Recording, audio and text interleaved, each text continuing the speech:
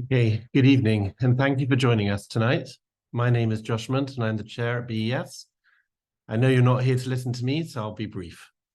I'd like to take a moment to thank Joe Grose and the whole team at the United Synagogue, as well as the chief rabbi in his office, for the amazing work that they've been doing, supporting our communities, advocating for Israel, and particularly this week's trip to Israel, showing the British community's support and solidarity with Israel. It makes me proud to be part of this United Synagogue community and British Jewry as a whole. Closer to home, I'd also like to thank and recognize our rabbinic team, led by Rabbi Rebbetzin Chapper, and the leadership they've shown over the last month. Together with the HO team and so many volunteers, we've shown what community truly is all about, supporting each other, connecting and standing in solidarity with Israel, and using our collective voice to ensure that the world doesn't forget the hostages still living in real terror. Thank you. There will be an opportunity at the end of the presentation for questions. Please write any of them in the Q&A section at the bottom of your screen, and we'll try to address as many as we can.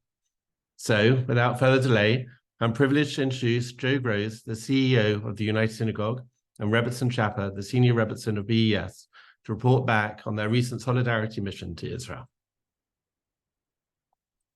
I'll now try and remove myself.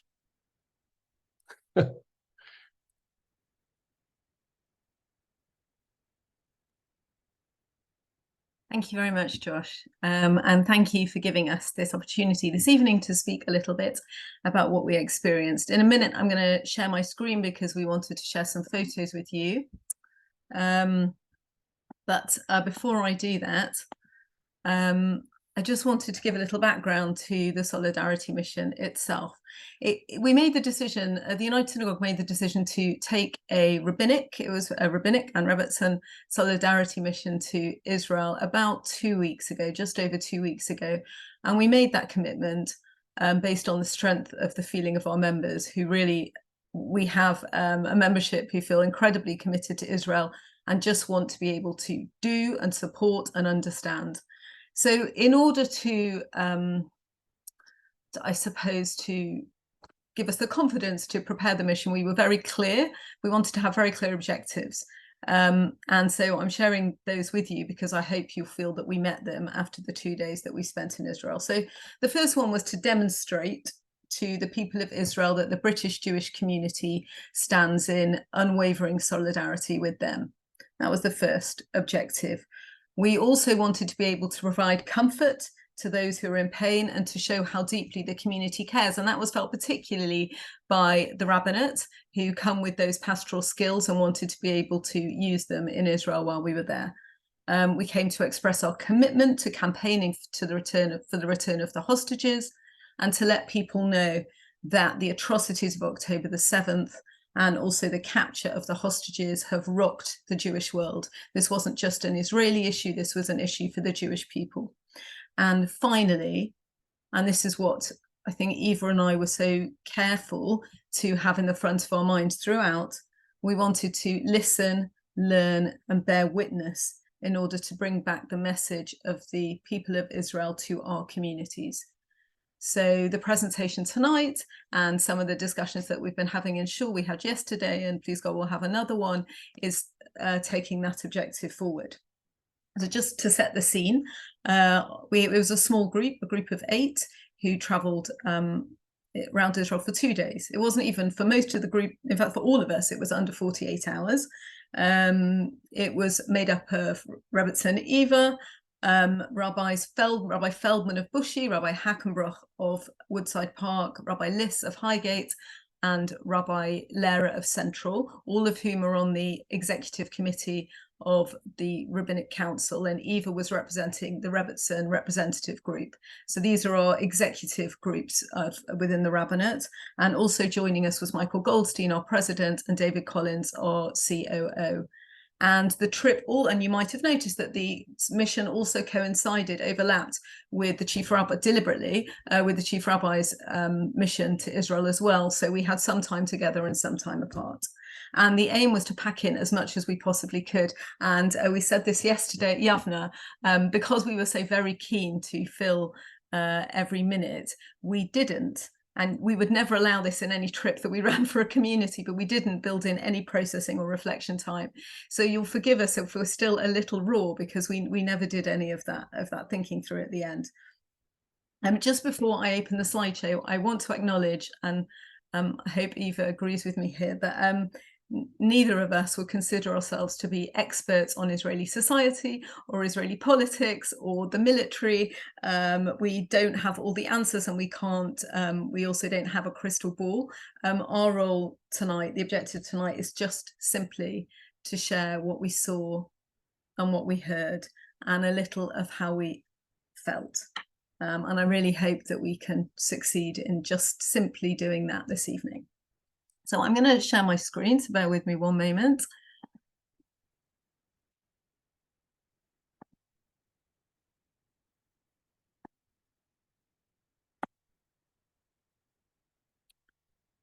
So just to open with a few first impressions. It was obvious, actually, from the moment that we got on the plane, clearly, that things were not, it wasn't day-to-day normal business as usual. One second.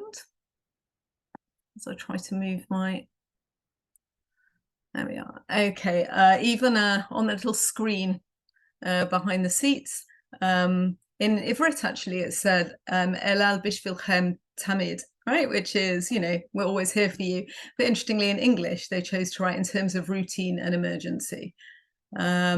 And actually, all around the airport, and in fact, all around the country, you see the words "b'yachad nenatzeach," which takes us the theme of unity, which I'm sure we'll speak about a lot over the course of the evening. But you do get the sense that this is a country at war. On the other hand, you step off the aeroplane, and the air still smells sweet, and there's that warmth, and you think, I'm in Israel, and it all feels quite normal until you go down that slope. This is exactly what I saw, so this isn't the greatest of photos, you'll forgive me, but immediately you see the signs to the shelters, and you see the photos of all the hostages. And rather than rush by, as we might normally run down that hill, you felt obliged to walk very slowly and take in the names and the photos of all of the hostages. And it was a really somber arrival. Having said that, and this is just for a bit of lightheartedness, I've never had such a warm welcome at passport control in Israel as I did. She might as well have stepped out the booth and hugged me. So that was nice in its own. So I'm going to hand over now to Eva, who's going to talk us through the following morning for us, our first visit, and our first meeting, which was with Rav Doron Perez. Thank you, Joe. Good evening, everyone. Thank you for joining us. I just also want to thank everyone who made this trip possible, everyone who organized it, and everyone who helped to sponsor me to take part. Just to add also my own personal experience. So a lot of you know that our two older sons are currently serving in the IDF, and they came to meet me at the airport. And as we were traveling, we traveled from the airport to Yerushalayim, to Jerusalem. When we came out at the central bus station in Jerusalem, my boys were dressed in their uniform and had their guns, etc. And there were Hasidim and Semgals and just all types of people saying thank you to them, giving them thumbs up. And it was really heartwarming, because it's a very hard time when your kids are in the IDF. And it was really lovely, never mind for them, but for me to experience that. So to go back to our very busy schedule, the first morning we traveled to Yad Binyamin, and we met with Rav Doron Perez. I'm going to save some of his words for the end, but I just want to give you a little insight into who he is, if you don't know about his role in Mizrahi. And also he is the father of one son who is currently missing. They have labeled him as captured, which is also a process in itself, to change from being missing to being captured, because there's no footage of him. As we know, there's lots of horrific footage out there, and there's no trace of him. So it takes time for the government to approve that he's actually considered captured. And and his other son was shot in the leg. And you may be aware that 5 days after the 7th of October, Jonathan was due to get married, and Daniel was missing, and they did go ahead with the wedding. They don't know when Daniel will be back, please God. And they felt that they should have the wedding, and it was the most happiest, saddest, and emotional and meaningful and heartbreaking and heartwarming chuppah and wedding. That's something that I've heard him relay, and it was really incredible to hear his strength and his message, which, as I said, I'll come back to. So our next stop after that was the Shura army base. We started off meeting Rav Binyamin Zimmerman, and he explained to us just before this moment, we'll get to that in a moment. He was telling us about the branch of halacha as opposed to logistics related to times of war. Things like that they're dealing with in very real time, identifying bodies, Shabbat guidelines, kashrut. If you're sleeping somewhere in your field for more than 30 days, do you need a mezuzah? And he explained the Tanakh is full of wars, and then there's a lull. And the last sources that mention about rules of war are books like the Sefer Hashmonayim. And he said that we need to wage a war to live al Kiddush Hashem. This is what we're going through at the moment. It's the most important part of it is pikuach nefesh. We have to defend ourselves.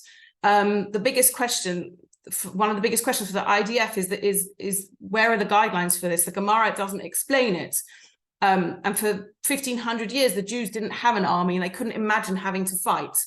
And we know what's happened when we don't defend ourselves. We know with the Spanish Inquisition, with the Nazis, with Romans, etc., no one can imagine Jews defending themselves. And now, as you see in the photos, you can see some of the representatives from the IDF. This is our modern reality, and it's a mitzvah to fight this war, and we need to be willing. Sadly, we are going to lose some of our Jewish people, as we know. There's most days, and over the few days, we're seeing names of soldiers who unfortunately have lost their lives.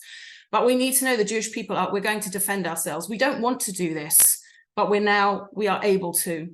And sadly, we know how, as I said, how to die al Kiddush Hashem in God's name, and now we need to know how to live al Kiddush Hashem and to protect ourselves. We've stood up to the greatest empires, and it's a time for us to, as I said, to defend ourselves. We have this army, and we put our faith in them.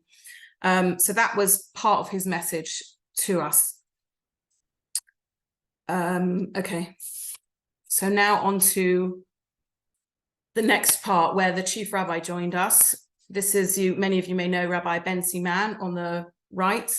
He was the United Synagogue Rabbi of Milhit East and the tribe rabbi, and he went back to Israel with his wife and his family, and he didn't expect to be called up, and he was called to this army base for a specific reason. This is where the fallen soldiers come. They are prepared for burial. So this is a very overwhelming place of death, of dealing with people respectfully and carefully and in a very dedicated manner. And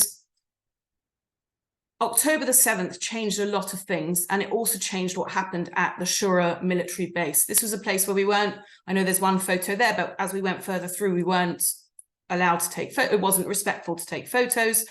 And this is where ambulances and food delivery, like refrigerated trucks, came in with bodies, just so many bodies. It was very hard for them to handle and for them to deal with, but they did everything with dignity and as careful as possible. And they said they were also in a race against time to identify some of the bodies, because we live in this world of social media and WhatsApp, and they tried to identify people within 15 minutes because the word could get out, and they didn't want families hearing in any other way about the passing of their child or spouse or whoever it was in the family. So they had this system where they would carefully work out who people were. So the first part of the system is there would be 3 witnesses to say who the person is, if they were recognizable. After that, they would use fingerprints. Now, sorry, as we did put a warning on this, as we know, some of the bodies were mutilated. So sometimes they couldn't use fingerprints. They would move on to teeth. Sometimes this wasn't possible. And then they would move on to DNA. They really went to great lengths to identify people. And there was a particular case that we were told about where one of the representatives actually flew to America with 2, I say bodies, but they were much less than that.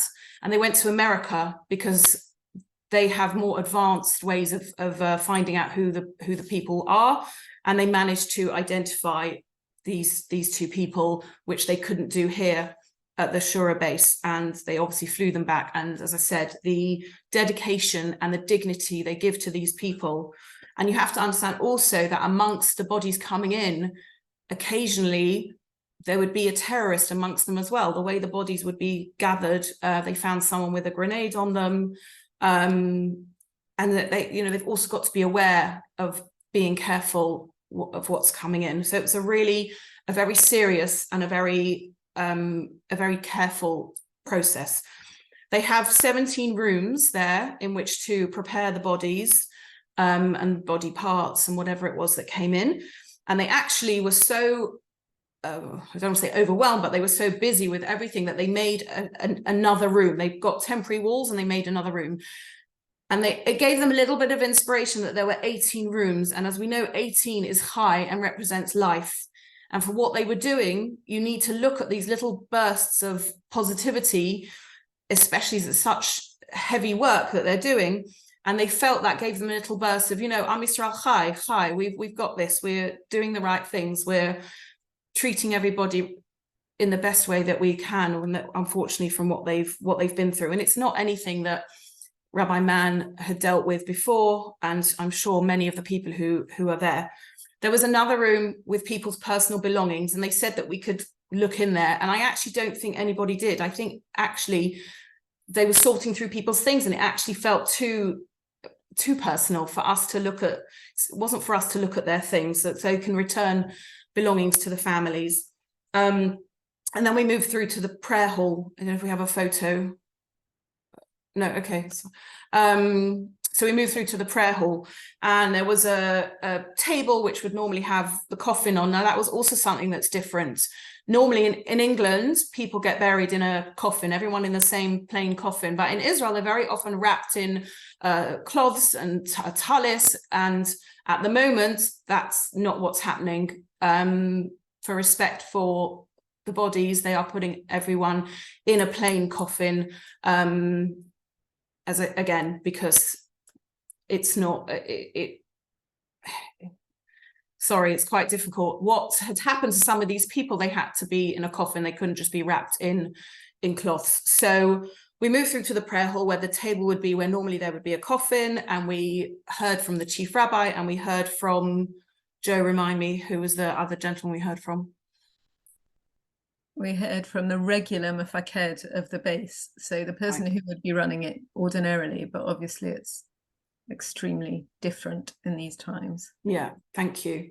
And we sang, and as we came out, there was actually a fallen soldier that they were bringing out in his coffin with the flag over and a wreath.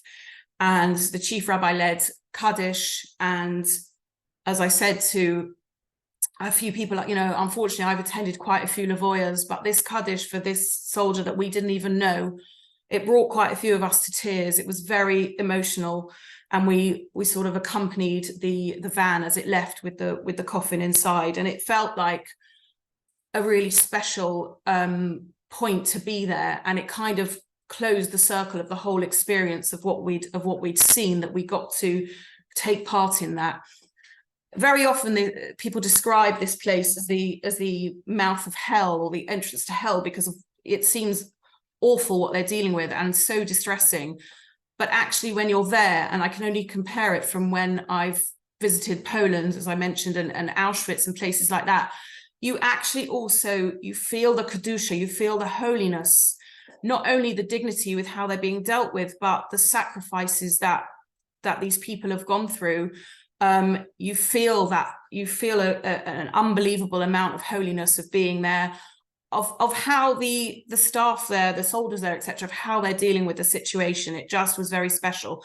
And if you see in the photo on the right, in another building, we visited, this was incredible as well. They are repairing Sifrei Torah, Torah scrolls, so that all the army bases have a Sefer Torah. So when they have time to daven, when they have time to pray, they have a Sefer Torah that is intact and kosher, and they can daven for it. And they had Sephardi ones and Ashkenazi ones, and it was very, very beautiful to see that they were working on this as well. Okay, so after Shura, we went to Har Herzl. Some of you may be more familiar with Har Herzl.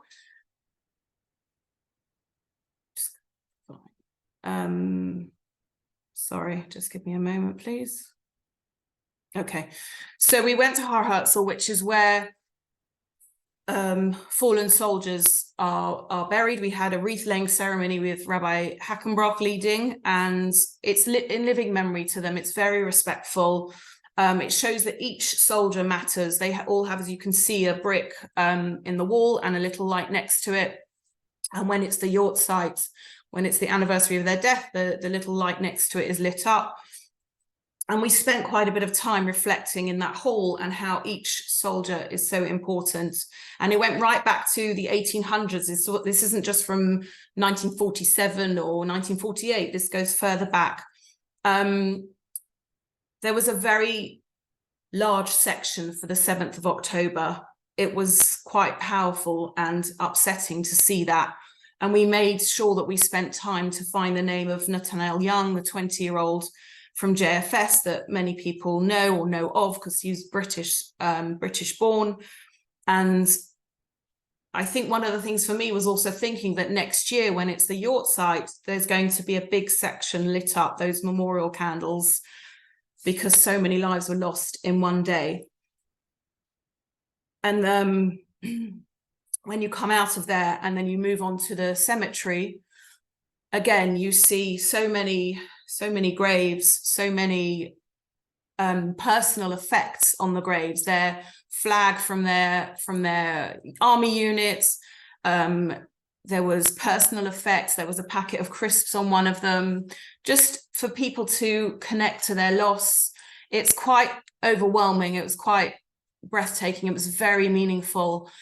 And I know that there were funerals, there were lavoyas going on probably before us, definitely after us. It's a constant that they're identifying soldiers, and they're buried in other places as well. But this is one of the main places where soldiers come to be buried, particularly, I think, without families, those who are lone soldiers, who don't have family in Israel.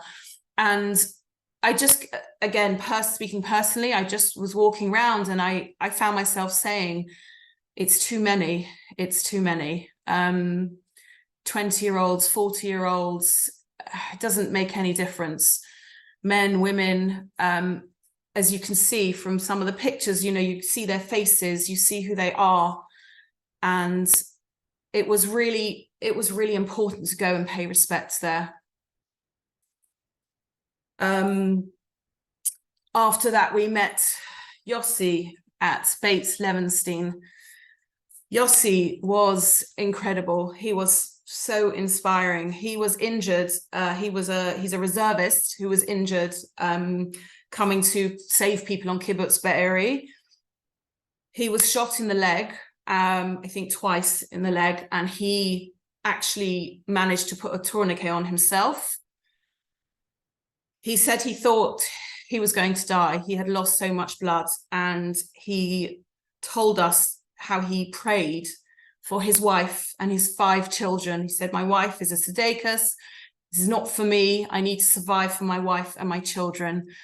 And he said that he literally survived because 3 angels saved his life. We didn't ask too many questions. We just He was presented with an Arsenal football shirt, as you can see, and some other gifts and cards from children. And his bravery and telling his story was just, again, you found the inspiration through what he'd seen.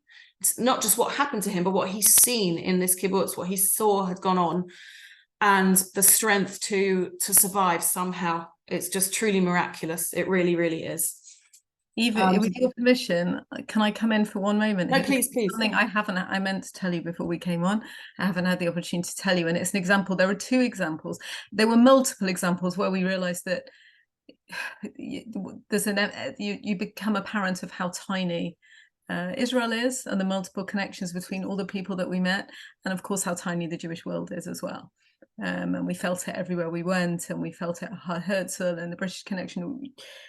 But Eva, Yossi told us his story, which was awful and which involved him in his unit fighting many terrorists before himself being shot in the legs and not being able to rescue himself despite his training and knowing that he only had a short time before he would die. That was he was aware of that, and that's why he davened and he said Vidui, and then he said he saw the three angels. Eva, one of those angels was, it turns out, one of the boys the young men in the unit of my friend's son, who later was killed in the fighting. And that person, I'm not going to say the name just for sensitivity to that, but that person also has a British connection. So this was a random encounter. Yossi was a random encounter for us. And we had another situation like this where in Har Herzl, I was in order to make sense of what you're seeing, and we saw and heard so much, you have to personalize and you have to focus on the individual stories. And we saw two graves next to one another of two brothers. And maybe because I've got three boys, I don't know, maybe I was very drawn to that. And it turns out that the father of those brothers worked at the Shura military base, and that he had returned, got up from Shiva and gone back to that awful work that Bensi Rabbi Mann described.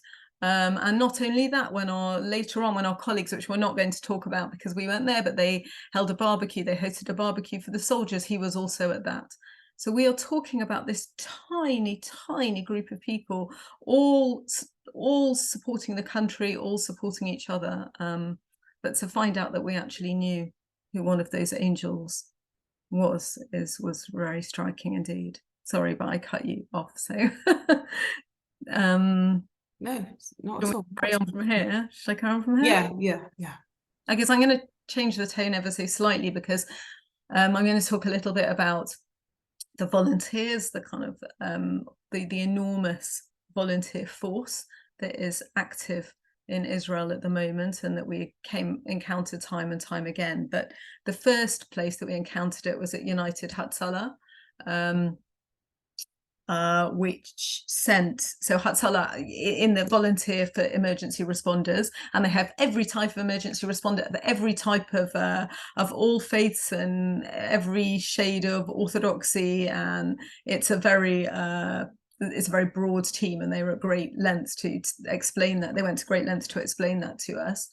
But on October the 7th, very quickly they sent a team of 1,000 emergency responders right into the heart of it, right into where all the fighting was taking place. And we met one of those, a very unassuming, very humble young man. One second, please.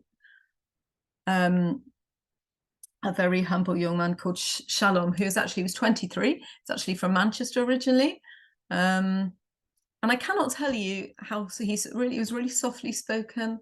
He in no way did he talk up his achievements, but him and his colleagues spent hours and hours in vehicles or in a tent in very makeshift surroundings, providing emergency response to the victims coming out of the kibbutzim. And in particular, and you can read more about his story and watch videos of his story on the United Hatzalah website that we've since found. He took care of one of the 10-month-old twins that you might have heard about, who were left in their cot crying after their parents were killed. And one of the things, and again, a small warning here, but one of the thing about some sensitive content, but you might have heard about that, and you might have thought how dreadful that the parents were killed. What we didn't understand until this conversation was that the babies were left in their cots to cry because it was a trap, because other members of the Yishuv were coming out to rescue the babies, and as they came out, they were being killed by the terrorists.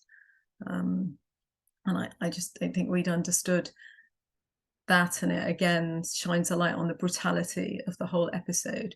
But to give full credit to Shalom, he looked after, he took care of the babies and made sure that they were drinking and clean, and eventually was responsible for sending them, handing them over to social services. But that was just one of many stories. The other one that we heard, and again, every time I feel the need to kind of say, noting the sensitivity of this, we heard about one of the responders who stayed on the end of the phone for hours to a little boy of 6, I think, and a girl of 9. If I've got those ages mixed up, I apologize, who were hiding in the cupboard in their home, having watched their mum be killed in front of them, and with their father, and the father and their sister were in another room, and they were taken capture.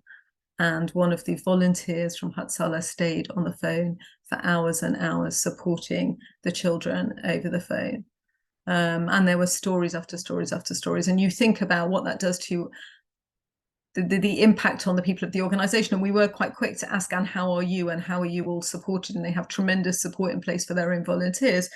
But this was a very particular type of volunteering with, that we heard about. More broadly, there is just volunteering, and more positively. And actually what sets Israel apart, I would say, in this period from the diaspora, where things feel a little bleak sometimes because we feel quite helpless. We can go to a rally like today and wave some posters, but we feel a little helpless. In Israel, there's no space to be helpless. You just have got to help either the soldiers or the displaced families, or support the schools or the organizations that are understaffed, or you've got to be down on the farm, because there aren't enough people to work the land at the moment.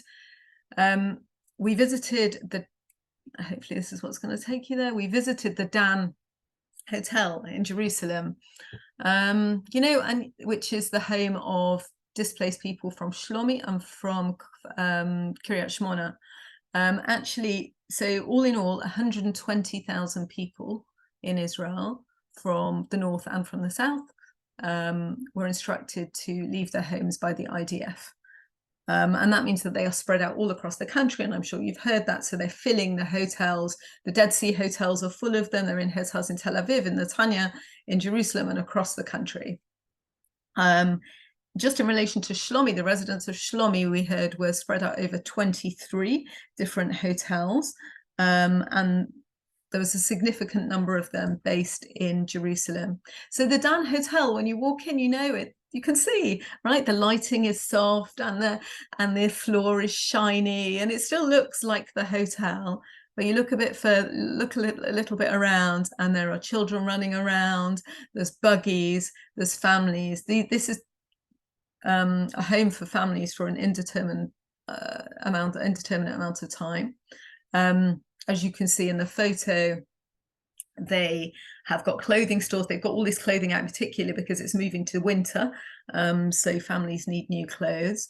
But it goes way beyond providing clothes. So within this centre, they are running a school, a primary school, ganim, so different nurseries. They've got special needs provision for children. They've set up their own medical room. They set up a youth club, and obviously there's an awful lot of psychotherapy and counselling support available to individuals.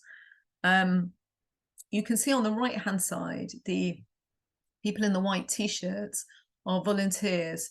I'm going to name the charity because we were blown away by its work, called One Heart, Lev Echad. The young people you can see are students who would be at university, but universities aren't open at the moment because of the war. I cannot tell you how impressive these young women were. The woman in the middle of the picture is called Hila, and I was just really struck. She's never been involved in anything logistical like this before, and now they are managing hundreds and hundreds of people to enable them to lead as normal as a life as possible. And we also met, and I'm embarrassed because I can't remember her name, but the woman who in Shlomi, she runs the Matnash, she runs the community center. So I really related to her, right? It's the kind of stuff both Eva and I, that's our day-to-day lives. And now she's suddenly responsible for this very complex set of operations with its own new risks.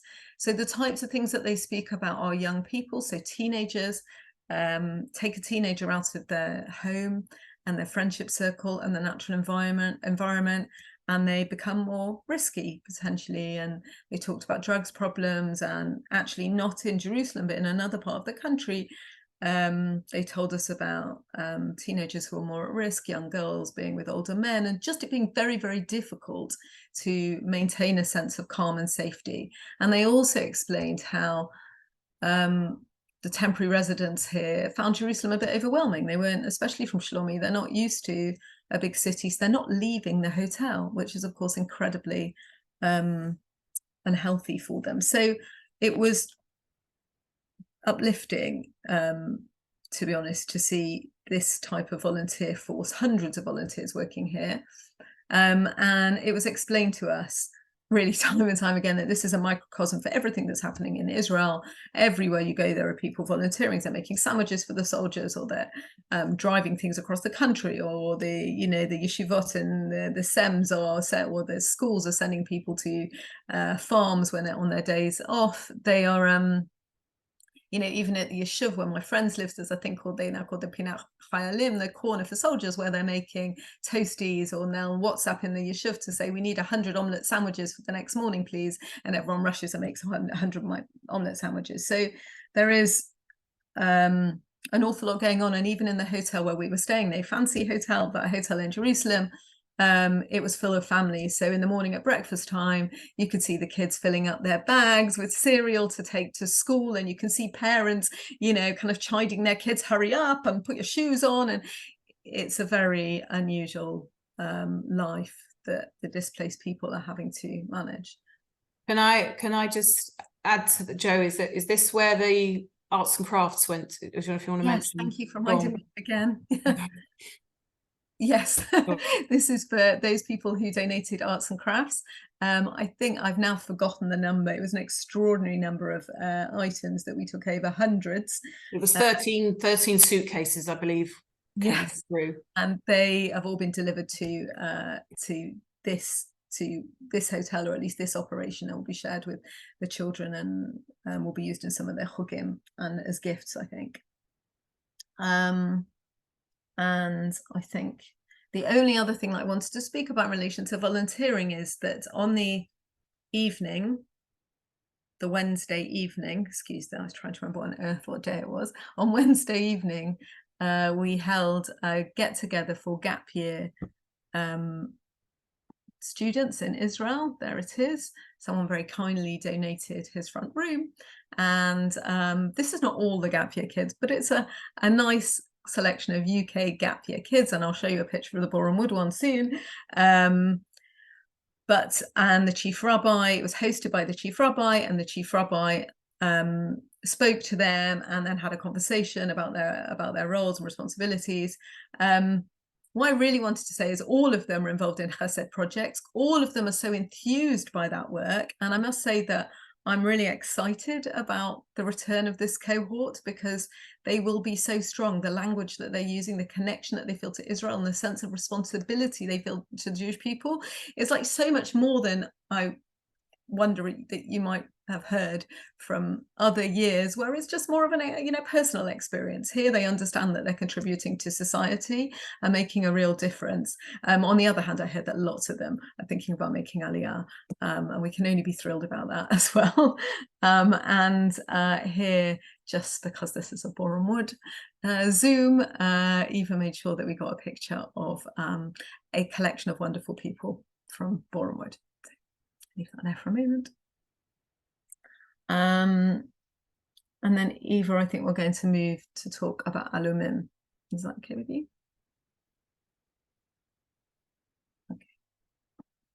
Oh, one sec. Okay, so on Thursday, we drove to Netanya.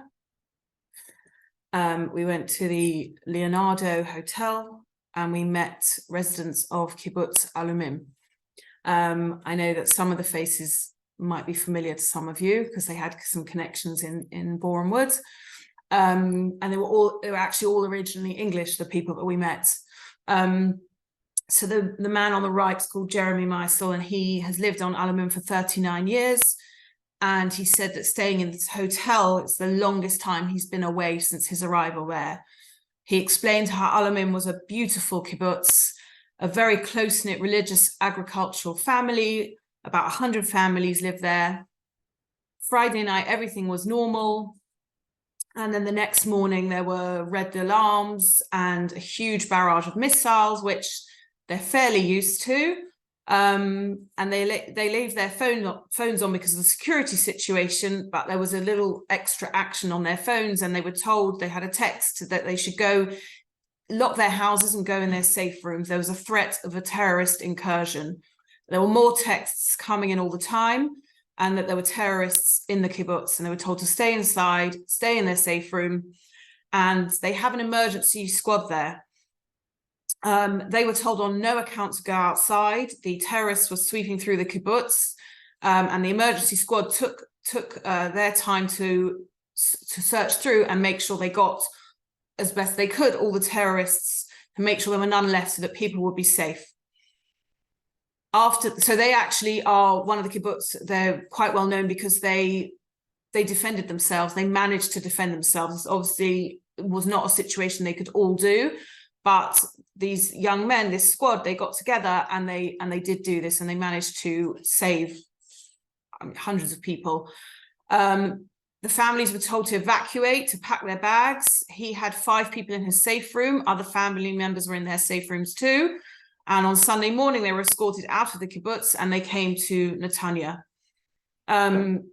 During the time of the terrorist attack, there was, I don't know if it was him or someone else was checking the CCTV to direct the squad, the emergency squad, around the kibbutz to find the terrorists.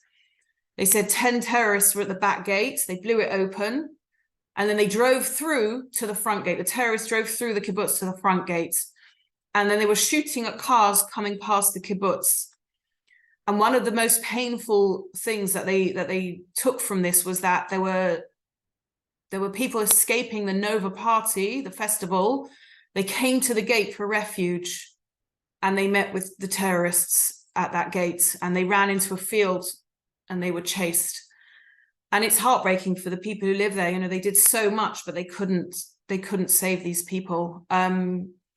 More came in the back gates. They attacked the foreign workers. There are Nepalese workers there studying agriculture, and they slaughtered 19 of them. And there's a medic, Gilad, who ran to help them. He managed to escape.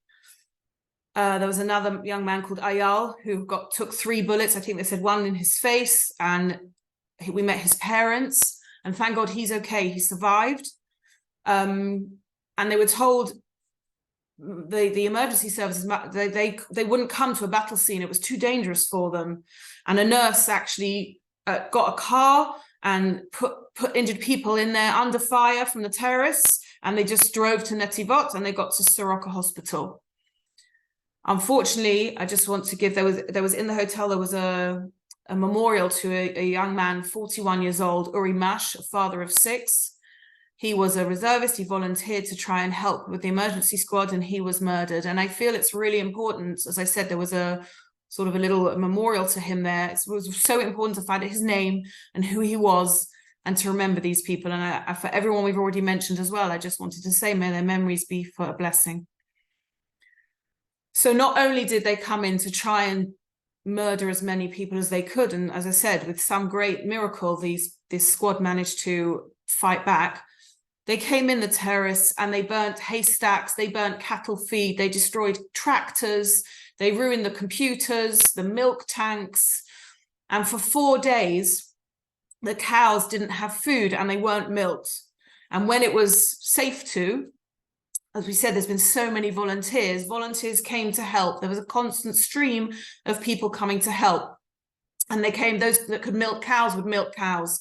And those that couldn't milk cows would massage the hands of the people who were milking the cows. Just everything gets thought of. And it's so, you have to take the positive from this. You have to see the unity in this, because it's really inspiring how under this huge pressure, this was only 4 days later, it was a very scary environment to go back to, but people stepped up and they went. The lady on the left in the black top next to Joe is called Esther. She's a social worker. She's originally from Golders Green, and she's in charge of a clinic that's a resilience centre. And she said that they tried to find the response for this very not normal situation. They're trying to help people with past traumas and support them in the future. They've already living there that they've had to deal with rockets. And when I say kites and balloons, I think you know what I mean. Not friendly kites, not friendly balloons. And the tunnels, people coming out of the tunnels. And they're trying to prevent complex post-trauma for all these people. They work with rabbis. She says they work with rabbis for spiritual support, to set in belief systems, and they and belief in God. Not only that, but believing in their country and believing in the army, because this was a really complicated situation. And it goes on and on. The impact, as we mentioned, they're all displaced. There's whole communities that are split up. When people live like this, they all know each other, and now they're in different hotels and different places. And she said they've set up 10 new resilience centres, and it's a lot. It's a lot for people. They've been in sort of limbo for quite a while already, and they've had to shiver in these strange places. And I think that she just wanted people to, and what she felt from our presence there is that we believe in them. We believe in them and what they're doing, and we're there just out. It was quite amazing how they said how uplifting it was for us to be there visiting them, and they thanked us. And we just feel you don't need to thank us. It's really important for us to be here and to hear and to share your stories. So they've actually set up for these dark times. She said this light in a box. She mentioned Orot Bakufza for Hanukkah, a little package of resilience, to put a little box together. I think she said with a toy, maybe something to eat, something for the kids. And she said you have to find your happy. You have to find what you can appreciate. And she said we've got to push ourselves. This is not just us here in England, but for them also. You think you can't handle it anymore, but you can. And this is how she works with people to help them and support them. And she's going through it herself, but she's standing up and doing her job and trying to help as many people as she can. And she said, our whole story is survival. And it was every person we met, it was very meaningful and very inspiring to hear from them, especially from what they've experienced and what they've been through. Joe, do you want to add anything? No, I'm only going to reinforce, because it was so inspiring and important to hear. Inspiring is the wrong word. It was so important for us to hear that her message to the people that she's supporting is that they have the resource within them to carry on, and that that kind of puts a burden on us to think, yes, we can support, and we'll talk a little later about how we might support as a Jewish community, but it's very important that we don't see everybody as victims, as passive victims. The country will recover through personal strength and resilience. And I found that message very powerful. Eva, we are not, there aren't photos, of course, of the next encounters. So I'm going to leave it on this for now. Yeah. I just saw there's a question about, with the kibbutz residents having been evacuated, what's happening with the animals and crops. So I as far as we know, volunteers are going in to help with those. That's as much as we know at this point. So after this, we traveled to, remind me, another hotel. We were at Shfayim, so it was thank you. With the hotel kibbutz on Shfayim. Yeah, a hotel kibbutz. And we were met by the UJA representative who some of you may know, Emily Pater, and she took us to meet residents of Kfar Aza. They requested no photos were taken of them, and they shared with us their stories. And again, they said how much they appreciated us coming to visit them, which was just quite incredible. So the first person who spoke was Doron. And he mentioned that coming to it, as I said, coming there is the biggest support we could do for them. He's lived there for 32 years. He's got 4 kids, and he was actually in America at the time, visiting his daughter. And his married children with baby were staying at the kibbutz. And you can actually find his story as an article about it. His son Guy, who's 25 years old, was with his wife Michal, was with Doron's wife Michal, so Guy's mother. And he said they've lived for 20 years with missiles overhead, and they got this message that terrorists are in the kibbutz. And Michal, his wife, is disabled. They went into the shelter. They closed the door to the shelter. And Doron said he felt they were gone. And this is not a religious person, he doesn't wear a kippah. This is not somebody who has such a connection to God, and he just felt they were gone. And you may have heard about they were found hugging. The bodies were found hugging in whatever state they were found, the mother and son. And he went on to say to us about the light, seeing this bit of light. I have other children who survived. I have grandchildren. Asking why isn't helpful, and we must look for the light, and we must rebuild. And it was just, again, incredible and inspiring to hear this man. He's lost his son and his wife in one go, and it gave us so much, and he was saying how much we were giving him. It was very, very moving. Joe, carry on. Going to pick up from there and tell you a little about a couple of other people that we met. The first was Rachel, a very warm woman, very warm-natured woman. You felt that immediately, and she was very keen to speak. And you can't get over the bravery of these people. We are strangers. We've shared our names, and that's it. And they understand that this, I understand that not everyone is able to talk in the way that they are, but I was still struck by their coherence and their willingness to talk to us.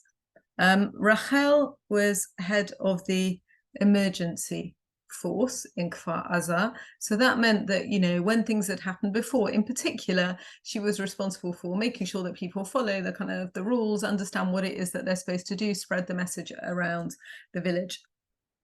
And she explained to us that on that day, people went into their safe rooms, everyone was sitting in their mamad, and she was starting to send out instructions, and she had a kind of chain of command. So she had someone beneath her called Dorit, who also helped spread the messages out, and there was one WhatsApp exchange of messages with Dorit, and then nothing more.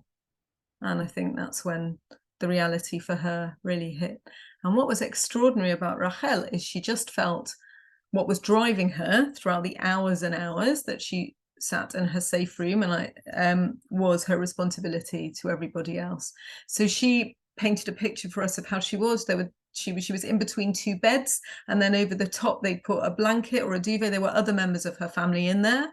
But the whole time, she said, I felt no fear, because she was completely focused on sharing the messages, helping people understand what it is that they were supposed to do, calling the emergency services, making sure that they had all the information.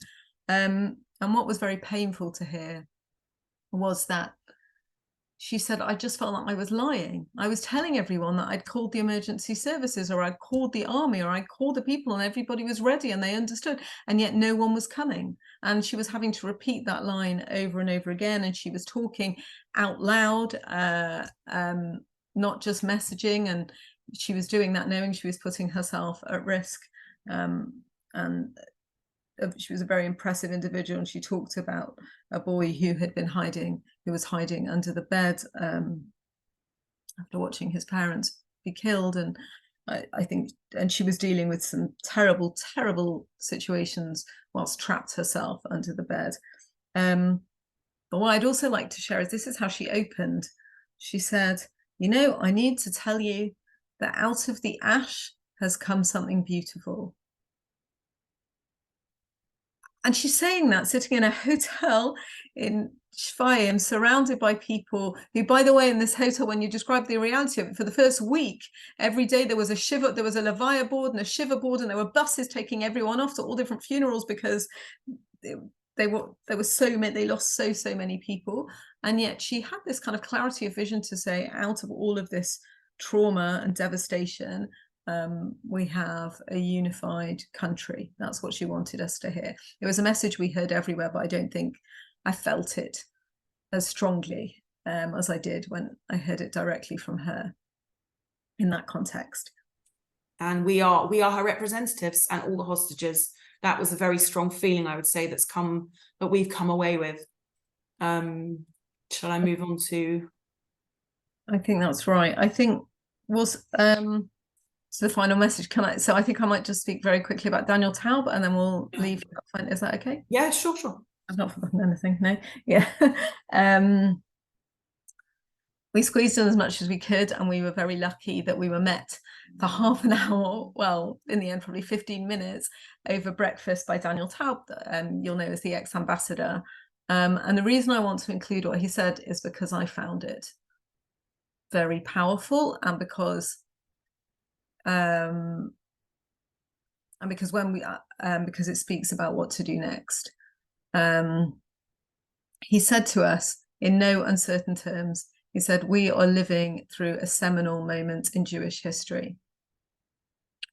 He said that just as it seems like the horrors that we're reading about, that we're talking about tonight, are horrors of the past, of some bygone era. And by the way, when I was at Shura and I was listening to the trucks and the story, I felt like I was just listening to a story in Poland, and I had to like pinch myself to say, stop it, this is your colleague and your friend, and he only heard that this happened to him a few weeks ago. But even though the horrors feel like something from far away in our history, so the heroism is of that standard too. And you know, the heroism is something that we should highlight and be extremely proud of, and it should fortify us. And I'm gonna talk about the things he talked about were sustained things that we could do to help in the future, and then I'm going to talk a little bit about what now. So in the long term, he spoke about community rebuilding. The country will need to be rebuilding. There will be opportunities to twin. I know some organizations have come in quite quickly with the twinning, and United Synagogue will take, I think, a bit, we'll work with partners, take a thoughtful approach and talk about how we might be able to twin to rebuild. It doesn't just need to be the kibbutzim. Many communities will need that kind of infrastructure support and regeneration. So that's something for the long term. He spoke about the need for British families to host and welcome on an ongoing basis for years and years and years, to build relationships with people in Israel, to host soldiers, to host families, bring them over to the UK, offer psychotherapy in the way that I know some of the programs like Peace of Mind did very recently, but versions of that program for years he was talking about doing. He spoke about the need for using this as a tool to improve Israel education for teens, and he himself noted on the trouble on campus, and then other things like teaching English and partnering schools, and it's something that I'll take forward from that. There was something quite pragmatic there, in particular the pop-up schools that are running with displaced people. There's something that I think we could do with pairing them up with our schools in the UK now. But right now there are just really, I think, there are three key ways in which we can help. One is people said, come to Israel. That's not always easy, and it's expensive, and insurance costs a lot, but there will be missions that go, and that's what people said, come. Your physical presence means a lot, and also your spending power is important, so come to Israel. The second one is to donate, and in particular to donate for psychotherapy, and the damage that this has caused it will be not just for this generation, but for the next, and so financial support through all the charities that are offering that type of work is important. But of course, any kind of supporting financially any kind of crisis fund is of value at the moment. And then loud and clear we heard, please be the voices of the hostages rally and shout and write to your MPs and don't let them be forgotten. That was the loudest message that we heard. That's what we can achieve most successfully in the diaspora today. So I mentioned that, as I hope that answers the question about what we can do now. And I think handing over to you, Eva, for some closing messages. Thank you. Just two more things to end off with. So we left the last place, and our final destination, the final place we were meant to go to, was Hostage Square. We were quite short on time, and we weren't sure if we were going to make it, and there was much discussion about it, but the value of going there was better to be a bit late at the airport, and it was just quite something to see. In Tel Aviv, it's in Tel Aviv, and many of you may have seen the laid Shabbat table for 240, finding the photos, 240 hostages, but there are many other installations there as well, and it's quite, it takes your breath away, really. I made a video as I was looking at everything, and it's just so overwhelming, and you feel the pain as you're standing there, as you can see the yellow chairs, and here in the middle this sort of stopped clock from 7:30 in the morning, and a chessboard with various figures, various sizes to represent children, adults, and they're blindfolded, and they're tied up. And they're giving out yellow ribbons, bring them home now. And there's other installations which are very moving. This one particularly of a kindergarten setup with the laundry hanging, and the teddies there. And there was another one, again, a little warning for this. There was another one, I don't think we have a photo of a crib, a cot with a book in and a little pair of shoes. And there's red paint around the shoes, and it's very emotive. And there were others as well. There was one that had scales, and on the scales was one side is little blocks with photos of all the hostages, and on the other side is the globe, the world.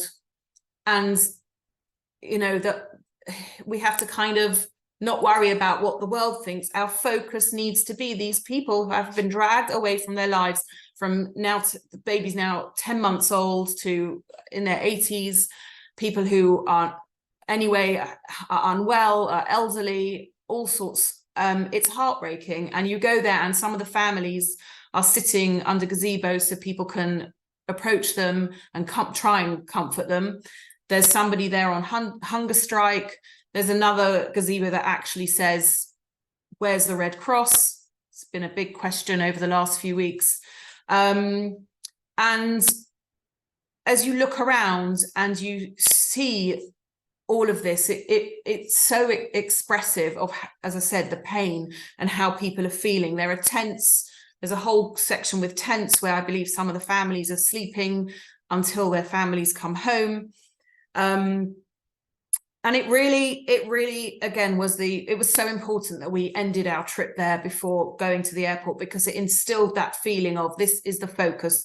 This is the most important part of what's going on here, is that these just innocent civilians and soldiers and whoever has been kidnapped, they need to come home. I'm going to finish off with some words from Rabbi Doron Peretz, who we mentioned at the beginning. And I'd like to do this in the name of his son, to please God come home, Daniel Shimon ben Sharon.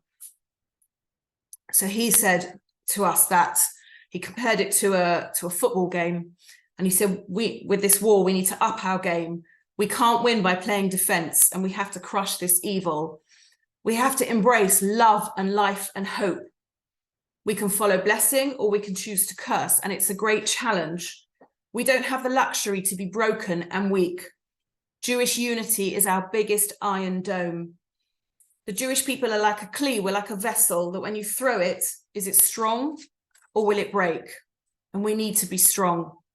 Jewish unity is our iron dome, the message of achdut, the message of togetherness. We are one. There's always extremes, but ultimately the main body of the Jewish people, we're one, and we're going to face the future together. We need to heal. We can't go back to how we were before. We know what happens when we don't have an army. We've joined generations of the Jewish struggle. but our Ahavat Yisrael, our love for our fellow Jew, will bring forward a hopeful era for the Jewish people. And that's the message that we want to leave with, is hope. There's so much hope coming from these people, whatever their situation is. And we need that to strengthen us, to be able to fight however we can, and to be the flagship for the hostages, and to spread their cause, and to bear witness for what we saw, and to pass that on to all of you. It's a big responsibility, but it's really the most important thing we can do right now. Thank you.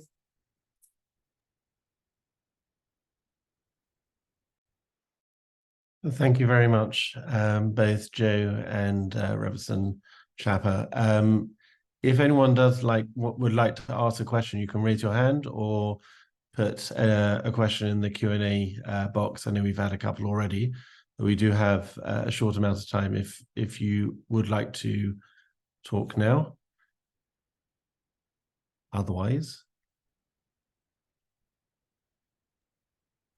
it's probably quite a lot to yes, taking us time, and it was all in 2 days, so I appreciate completely. It's a lot for people to hear. So for those that would like to reflect on this more, like Joe said, we are planning on running another session on Shabbat morning at Croxdale Road, and there'll be more details in the weekly newsletter about that. And we're also continuing to do our vigils on a Friday morning in the shopping park at Bournemouth. That's at 9:30. So we encourage you to come along and support that as well. And again, details will be shared during the week. Thank you very much for joining us. And a copy of the video should be available later during the week as well.